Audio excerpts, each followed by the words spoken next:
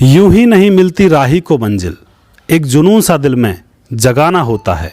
पूछा चिड़िया से कैसे बनाया आसियाना, बोली भरनी पड़ती है उड़ान बार बार, तिनका उठाना होता है। नमस्कार, मैं हूं सुदेश कुमार और तिरछीवाद चैनल में आपका स्वागत है। साथियों, जैसा कि हमने कहा था कि हम आपके समक्ष प्रोग्राम लेकर आएंगे सौंद गांव के अंदर जो सरकारी हॉस्पिटल है उसके स्टिंग ऑपरेशन का। तो उसके स्टिंग ऑपरेशन का प्रोग्राम हम आपके समक्ष लेकर आज हाजिर हुए हैं।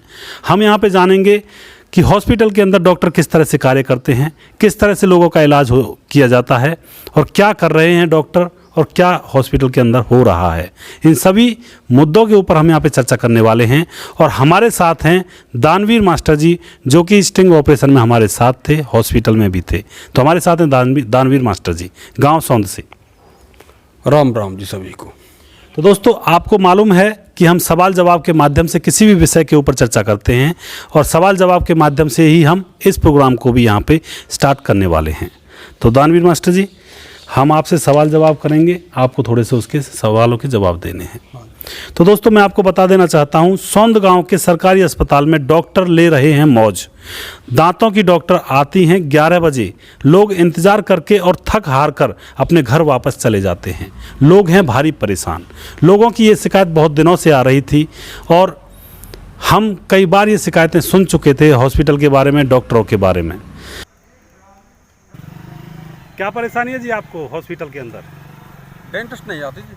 डेंटिस्ट आती नहीं है बिल्कुल? हाँ, लेट आती है, सुना है सर लेट आती है। अब मैं तो 3 दिन आया हूँ और मेरे को तो मिली नहीं है। आपको दर्द है दांत में? हाँ, दांत मेरे को निकलवाना ही पड़ा, ये देखो जी। अच्छा अच्छा जी। 4-5 बार आ लिया हूँ मैं और मेरे को तो मिली नहीं है। 10 बजे भी आया, 10:30 भी आया, 9 भी आया। अच्छा अच्छा, लेकिन मेरे को नहीं मिली। मर्सी जी, आपका क्या कहना है इस बारे में? देखो, ये भी हमने सुना है कि वो मैडम है लगातार 11 बजे 12 बजे के बाद ही आती हैं और यहाँ जो हमारे गांव के जो मरीज आते हैं उन्हें काफ़ी परेशानी का सामना करना पड़ रहा है।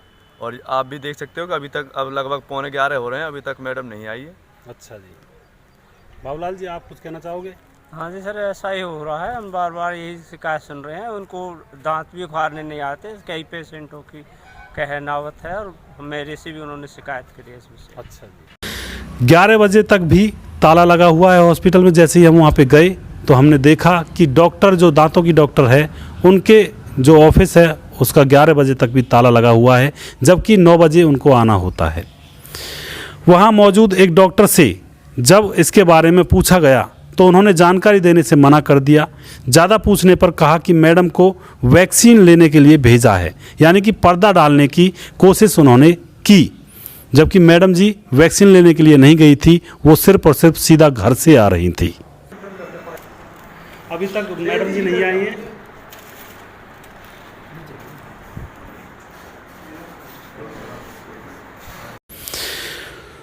साथियों, लेकिन 11 बजे जब मैडम जी अपनी गाड़ी से उतरी तो उनके पास कोई वैक्सीन नहीं थी और वो सीधा घर से ही आई थी। हमने खुद ने जांच की थी। हमारे साथ थे दानवीर मास्टर जी और सतपाल मास्टर जी थे हमारे साथ। साथियों, सतपाल मास्टर जी ने जब उनसे लेट आने और गायब रहने का कारण पूछा तो उनको बुलशिट कहकर और नॉनसेंस कहकर संबोधित किया गया। ये बोलने की तमीज़ होती है।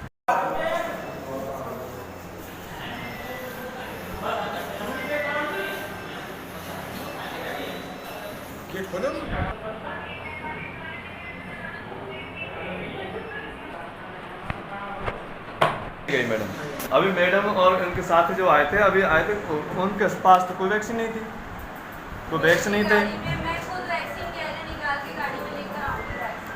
बताइए, करना क्या चाहते हो? नहीं, हम ये पूछ रहे हैं, मैडम आपने कहा था कि मैडम वैक्सीन लेने गई हैं, वैक्सीन लेकर आएंगी।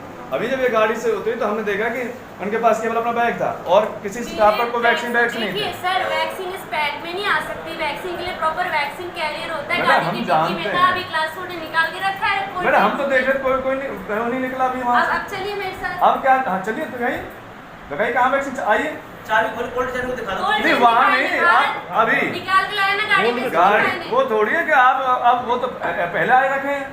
आपके पास क्या हुआ है कि आप नॉनसेंस बातें क्यों कर रहे हैं? Madam, This is always bullshit. ये जानबूझ के हो रहा है। What?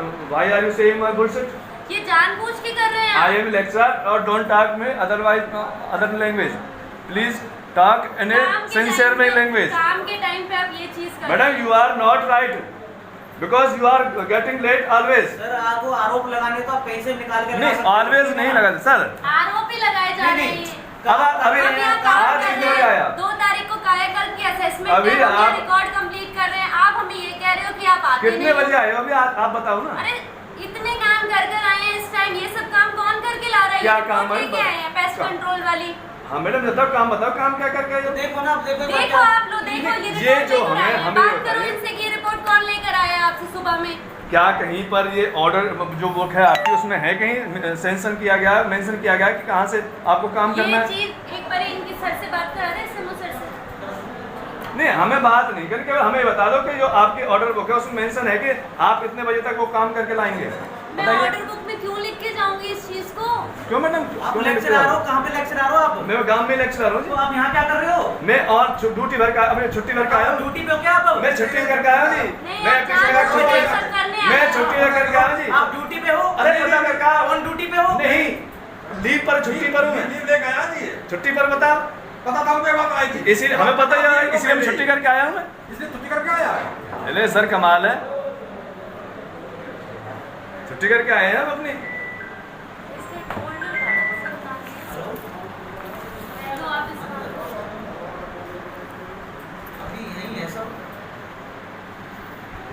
कहाँ से आए सर? क्या नाम आपका?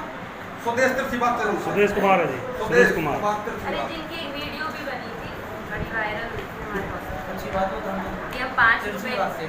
उनके लालदास बाबा के नाम पे भी लेना शुरू कर।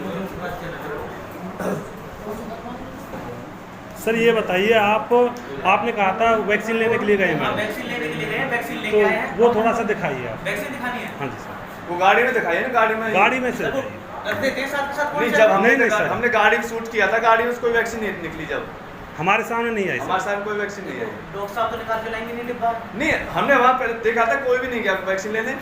अब आप वैक्सीन देखना चाहते हो? नहीं हमें गाड़ी में गाड़ी वैक्सीन में हम वैक्सीन। वैक्सीन लेकर आए हैं, वैक्सीन कैरियर आपके गांव में कितने लोगों को वैक्सीन लग चुकी है? सर ये प्रश्न आपके ये गांव में नहीं है। कितने लोगों को वैक्सीन प्रश्न लग ये चुकी है कि क्या वैक्सीन लेकर के आए हैं, हाँ, हमें ले- कुछ वो दिखा दीजिए कि आप वैक्सीन लेकर, हम मान लेंगे कि वैक्सीन लेकर आए हैं। वैक्सीन का डब्बा दिखा दूँ आप? नहीं डिब्बा गाड़ी में से तब तक दिखा दीजिए हमें, बताओ। तो आप कैमरा लेके वहीं बैठे रहे थे? हाँ जी वही थे, हमने शूट किया था वहाँ पर, मैडम सब वहाँ पे कुछ था नहीं सर। आप निकल के आ गए, डब्बा पीछे से लेके आ गए? नहीं हम वहाँ नहीं रहे नहीं थे सर, पहले। वहाँ पे कुछ नहीं है, हम वहाँ- तो वहाँ से कोई नहीं लाया सर कुछ आप नहीं। तैयारी करके आए हो, हाँ तैयार ठीक करके है? आए, अब बिल्कुल। हम तैयारी करके थोड़ी आए, आपसे बचना है। हम तो अपना काम कर रहे हैं रूटीन का जैसे नहीं करते रूटीन हैं। के काम हमने देख लिया था, कोई किसी को बुलाया नहीं आपके क्या? गांव में कितने लोगों को क्या वैक्सीन लग चुकी है? क्या वैक्सीन को गाड़ी में छोड़ देते आप हैं? मास्टर जी है, कितने लोगों को प्रोत्साहित करते हो वैक्सीन लगवाने के लिए? गाड़ी- वैक्सीन कैरियर में होती है वैक्सीन, ऐसे खुली कोल्ड नहीं स्टोर में रहती। रखी जाती है ना, बैग को हम 24 घंटे फिर तक रख गाड़ी में सकते से उतार हैं। के कोल्ड स्टोर में रखोगे ना। उस डब्बे को हम गाड़ी में 24 घंटे चलिए तक रख चलिए सकते चलिए हैं। ठीक है मैडम, आप ऐसे आइए और धन्यवाद आपका ऐसे आने के लिए। सीधा लिख सकते ठीक है जी, ठीक है। हाँ ऐसी सेवा देते रहिए। हाँ, ये सौंद है हमारा काम, बाकी अगर ऐसे ही चला रहेगा तो बहुत अच्छी बात है आपको, ठीक है ना। हो। तिरछी बात वालों ने भी जब उनको गाड़ी से उतरते ही पूछा कि आप लेट क्यों हो और कैमरे पर आने के लिए कहा, तो उन्होंने कहा कि क्या बकवास कर रहे हो, ये फालतू की चीज़ें मुझे अच्छी नहीं लगती। तो दोस्तों इस तरह का ये मैटर होता है जब भी हम हॉस्पिटल के अंदर जाते हैं और हम पता लगाने की कोशिश करते हैं कि हॉस्पिटल के अंदर आखिर चल क्या रहा है, आखिर हो क्या रहा है। तो हमारे साथ हैं दानवीर मास्टर जी।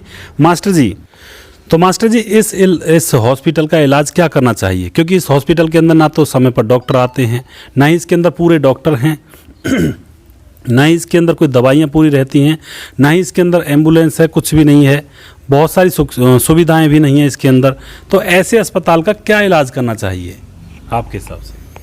सरकार को इस अस्पताल में जो सुविधाएं नहीं हैं उन सब सुविधाओं को मुहैया कराया जाए और जो लोग अपनी ड्यूटी में अनियमितता बरतते हैं उनके खिलाफ सख्त से सख्त कार्रवाई होनी चाहिए। अच्छा जी, क्या ये अस्पताल बंद कर देना चाहिए? क्योंकि बहुत सारे भाइयों के कमेंट आ रहे थे कि भाई ऐसे अस्पताल को बंद कर दें, क्या फ़ायदा है इससे, क्योंकि लोगों के पैसे ही होते हैं, जिन पैसों से हम इनको सैलरी देते हैं, ये जनता के पैसे होते हैं, तो पैसों को क्यों ख़राब किया जाए, इन डॉक्टरों से उस जगह पे काम लिया जाए जहाँ पे इनकी ज़रूरत है।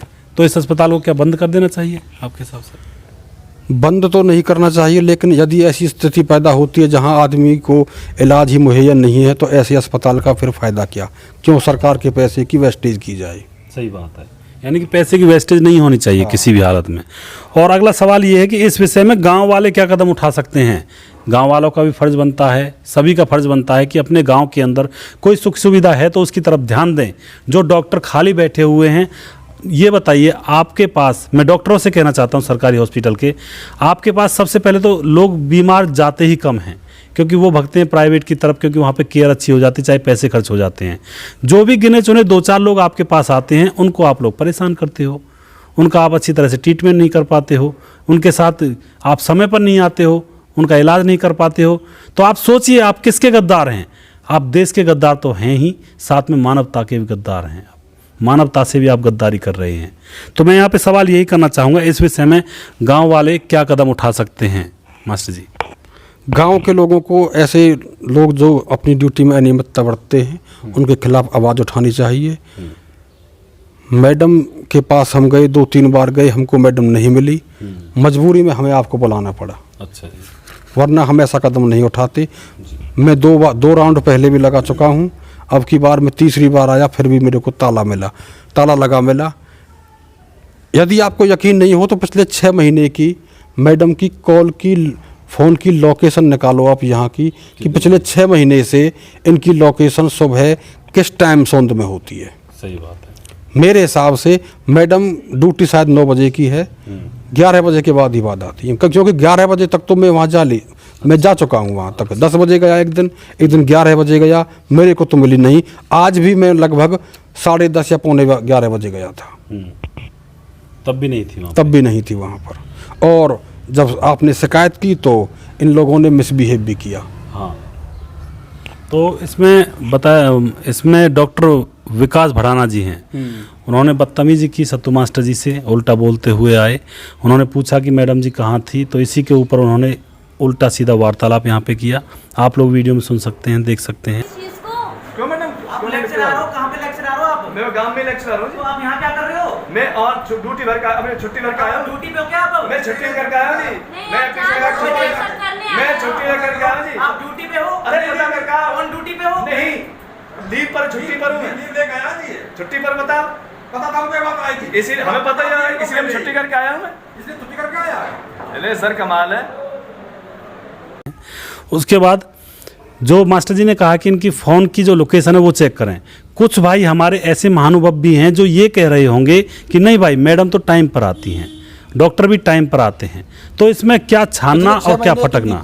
इनके फ़ोन की लोकेशन निकालो, ये किस टाइम ड्यूटी पर आती है, आप पता लग जाएगा। सही बात है। तो क्या छानना और क्या फटकना, उनकी लोकेशन आप निकालें और सुबह सुबह देखें कि उस समय के बीच में, अवधि में, 9 बजे से 11 बजे की अवधि में मैडम जी कहाँ रहती हैं, गांव में सौंद में आ जाती हैं या फिर कहीं और जगह रहती हैं। तो आपको स्पष्ट पता लग जाएगा, किसी के ऊपर आरोप करने से फ़ायदा ही क्या है। दूसरी बात, इंक्वायरी बिठानी चाहिए। मास्टर जी का कहना ये है कि इंक्वायरी बिठाई जाए डॉक्टरों के ऊपर, इनको देखा जाए कि काम कैसा कर रहे हैं, किस तरह से कर रहे हैं। कुछ भी नहीं होता है हॉस्पिटल के अंदर, वैक्सीन नहीं मिलेगी कुत्ते के काटने की। कई बार तो ऐसे ऐसे हालात हो जाते हैं। कई लोगों ने शिकायत भी की है कि मुझे कुत्ता काट गया था, मैं वहाँ पे गया वैक्सीन लेने के लिए, वैक्सीन नहीं थी, उसने वैक्सीन खरीद कर होटल से लगवाई। तो ऐसे ऐसे हालात हो जाते हैं। सरकार कितना पैसा खर्च करती है हॉस्पिटल के ऊपर। पहले ये बिल्डिंग बनाई करोड़ों में, न जाने कितने पैसों में बिल्डिंग बनी, उसके बाद डॉक्टरों को अपॉइंट किया, उनको सैलरी देती है, सुख सुविधाएँ देती है सरकार। और ये सरकार के पास पैसे कुछ छपते नहीं हैं, बनते नहीं हैं। सरकार के पास भी पैसे हमारे और आपके और जनता के होते हैं। तो इन पैसों को वेस्ट ना किया जाए। और मैं डॉक्टरों से भी कहना चाहता हूं कि जनता किसी के बाप की नौकर नहीं है। आप अपना काम बखूबी करें, कोई आपके ऊपर उंगली उठाने वाला नहीं रहेगा। अगर मेरे ऊपर या किसी और के ऊपर भी कोई उंगली उठती है ना, तो उसका जिम्मेवार मैं खुद होता हूँ। अगर मुझे कोई स्लैप करता, थप्पड़ मारता है, तो उसका जिम्मेवार मैं खुद हूँ, क्योंकि मैंने खुद ने ही उसको कहीं ना कहीं छुपे हुए अंदाज में आज्ञा दे दी है मुझे थप्पड़ मारने की। तो आपके ऊपर आवाज़ कोई नहीं उठाएगा अगर आप अच्छी तरह से काम करते हैं। और अगर आपके काम में कोई कमी है तो आवाज़ उठाने वाले हज़ारों मिल जाएंगे। दूसरी बात, गांव के लोगों को क्या क्या शिकायत करनी चाहिए, इस विषय के ऊपर भी हम बता देना चाहते हैं कि अगर कोई भी डॉक्टर काम नहीं करता तो सीएमओ पे पहले वहाँ पे दरख्वास्त लगाएं। उसके बाद सीएमओ से बात नहीं बनती है तो सीएम विंडो के ऊपर जाकर आप अपनी एप्लीकेशन दे सकते हैं और बता सकते हैं क्योंकि ऊपर भी अधिकारी बैठे हुए हैं। जुर्म सहोगे तो जुर्म बढ़ता जाएगा, जुर्म को तोड़ फेंकोगे तो जुर्म घटता जाएगा। धीरे धीरे हम जाने अनजाने में जुर्म करते रहते हैं। ये जुर्म ही तो है जनता के ऊपर कि जनता को समय पर ट्रीटमेंट नहीं मिल पाता है, डॉक्टर लेट आते हैं, जुर्म ही तो है जनता के ऊपर। जनता का ही खाते हैं, जनता की सेवा करने के लिए जॉब में लगे हैं और जनता की ही सेवा आप लोग नहीं करते हैं। कोई पूछने के लिए जाता तो आप उसके ऊपर झिल्लाते हैं। ये जुर्म है, सिर्फ देखने का नज़रिया अलग है। दूसरी बात, इनका रजिस्टर देखें, ओपीडी का कितनी बार ओपीडी आई है उसके बारे में देखें, थोड़ा सा कितना इलाज किया, क्या किया इन्होंने, उसके बारे में थोड़ी सी जांच पड़ताल करें। तो ये छोटी छोटी बातें होती हैं और हमारी किसी भी डॉक्टर से, किसी भी आदमी से कोई पर्सनल व्यक्तिगत दुश्मनी नहीं है। हम सिर्फ और सिर्फ हमने एक मुहिम चलाई हुई है अपने गांव के अंदर कि इन चीज़ों में, सरकारी व्यवस्थाओं के अंदर और हमारे गांव के अंदर और पंच सरपंचों में भी और अधिकारियों में भी कुछ सुधार आए। कुछ ये लोग जनता की तरफ, जनता के हित के लिए सोचें, अन्यथा तो ये अपने लिए तो सोचते ही आ रहे हैं, उसी दिन से सोचते आ रहे हैं और आगे भी सोचेंगे, फिलहाल सोच रहे हैं। जनता किसी के बाप की नौकर नहीं है। मैं दोबारा से कहना चाहता हूँ, अपने अधिकार के लिए जनता भी आ सकती है और आपको भी जनता की सेवा करने के लिए चुना जाता है। जनता की सेवा करें। तो दोस्तों अब आगे चलते हैं। दानवीर गुरुजी, कुछ लोग नाराज हो गए जब आपने यह कदम उठाया, तो उनसे आप क्या कहना चाहते हो? मेरे अनुसार मैंने ऐसा कोई काम नहीं किया जिससे कोई नाराज हो। अच्छा जी। मैं उनकी नाराज़गी का कारण नहीं जानता। अच्छा जी। तो दोस्तों कुछ लोगों का ये भी कहना है कि भाई बड़े बने समाज सुधारक, शायद सर जी के बारे में कहा हो या हो सकता है हमारे बारे में भी कहा हो, तो मैं यहाँ पे यही कहना चाहूँगा कि समाज तब तक नहीं सुधरेगा जब तक युवा वर्ग खड़ा नहीं होगा। जब तक आप अपने ऊपर हुए अत्याचार को सहन करते रहोगे तो अत्याचार और ज़्यादा बढ़ता जाएगा और जिस दिन आप अपने हाथ में बागडोर संभाल लोगे अत्याचार को मिटाने की, तो अत्याचार मिटता चला जाएगा। हर एक युवा को खड़ा होना पड़ेगा, हर गांव में से, हर मोहल्ले में से, हर गली में से, और आवाज़ उठानी होगी। तभी हमारा समाज एक उगते हुए एक नए सवेरे को देख सकता है। इन सभी छोटी छोटी बातों से कुछ नहीं है, नहीं कुछ लेना देना होना चाहिए। अगली बात है दानवीर मास्टर जी। दानवीर जी, सतपाल जी को मैडम जी ने बुलशिट कहा और शायद नॉनसेंस भी कहा। ये कैसी मानसिकता को दिखाता है, इसके बारे में और थोड़ा सा जनता को बताएं। एक पढ़े लिखे आदमी से ऐसे असंसदीय शब्दों की उम्मीद नहीं थी। मैं तो इसे विकृत मानसिकता ही कह सकता हूँ। अच्छा जी। तो मतलब इस चीज़ की आपको उम्मीद नहीं थी? नहीं थी जी। तो ये मतलब किस परिस्थिति में कहा गया बुलशिट, इसके बारे में थोड़ा सा बताएंगे? क्या परिस्थिति पैदा हुई थी उस? जब हमने उनसे पूछा कि मैडम आप लेट क्यों आती हो, आप रोजाना लेट आती हो, तो इस बात पर वो भड़क गई और उन्होंने बुलशिट और नॉनसेंस जैसे शब्दों का प्रयोग किया जिनकी हमें उम्मीद नहीं थी। यानी कि जब उनसे पूछा गया कि आप कहाँ थे, तो उन्होंने मतलब गालियाँ दी। हाँ। और सतपाल मास्टर जी को। ठीक है। और दोस्तों मैं आपसे एक बात कहना चाहता हूँ, शायद हो सकता है आपका मैं दुश्मन हूँ, मास्टर दानवीर जी दुश्मन हो, सतपाल गुरु जी दुश्मन हो आपके, लेकिन दुश्मनी निभाने के चक्कर में आप सही और गलत को पहचानना मत भूल जाइएगा। सही क्या है, गलत क्या है, इन चीज़ों को भी आप पहचानिए, देखिए, परखिए, जांचिए। सही बात सही होती है, चाहे उसको कोई भी कहने वाला हो।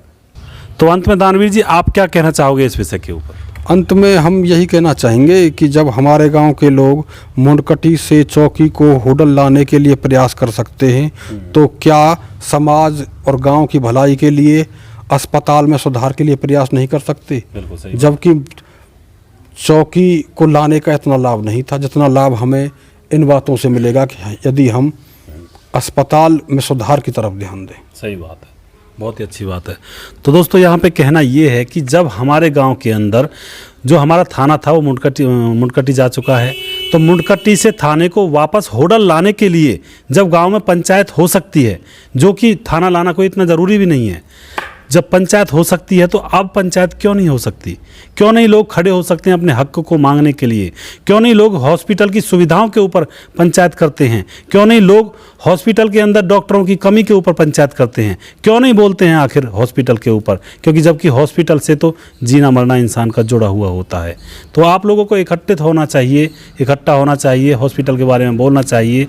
और हर एक नौजवान से मैं ये कहना चाहता हूँ गाँव के कि आप जब तक घरों में से नहीं निकलेंगे, जब तक आप आवाज़ नहीं उठाएंगे, तब तक आपके गांव की, आपके समाज की कोई भी परेशानी हल होने वाली नहीं है।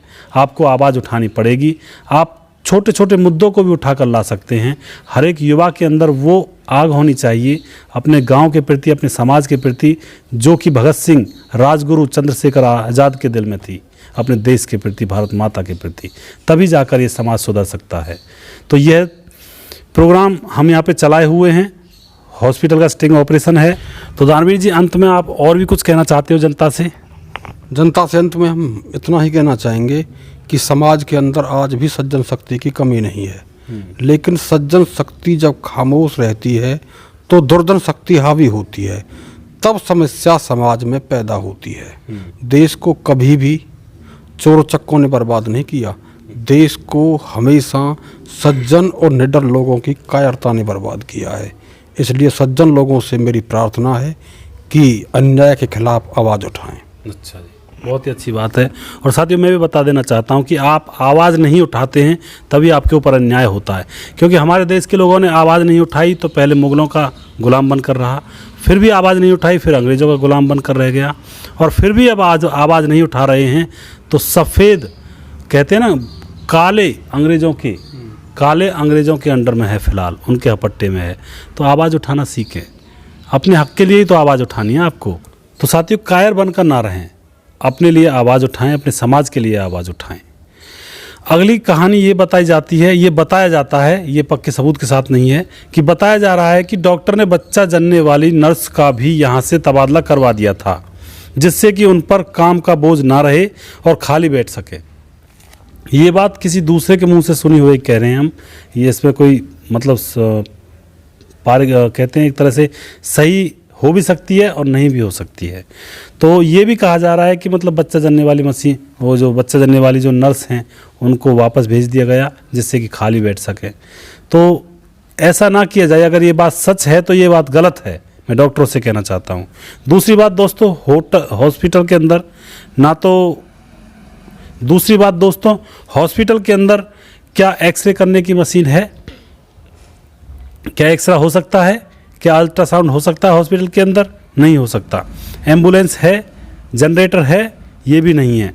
तो फिर 24 घंटे इमरजेंसी चलाने की बात आप कैसे कर सकते हो? जब हॉस्पिटल नहीं है, हॉस्पिटल के अंदर एम्बुलेंस नहीं है, जनरेटर नहीं है, तो 24 घंटे आप इमरजेंसी कैसे चला सकते हो? हॉस्पिटल खोल रखा है ये, इसके अंदर बहुत सारी सुविधाएं नहीं हैं, तो ऐसा कब तक चलेगा? मैं यहाँ पे यही पूछना चाहता हूँ। तो दोस्तों, यह छोटा सा प्रोग्राम था जिसमें हम लेकर आए थे आपके समक्ष कुछ परेशानियाँ जो कि हॉस्पिटल की तरफ से हो रही थी, और मैं उम्मीद करूँगा आपको यह प्रोग्राम पसंद आया होगा। और नेक्स्ट वीडियो हम बहुत जल्दी फिर से लेकर आएंगे आपके समक्ष। तब तक आप अपना ख्याल रखिए, खुश रहिए। जय हिंद, जय भारत, जय श्री राम। नमस्कार दोस्तों, मेरा नाम है जीतू सौरभ। मैंने आपके होटल में एक दुकान खोली है कपड़ों की, जिसका नाम है सौरभ फैशन पॉइंट। पता है बस स्टैंड राज प्लाईवुड वाली गली में। और अगर आपको अच्छा लगे तो एक बार विजिट ज़रूर करें।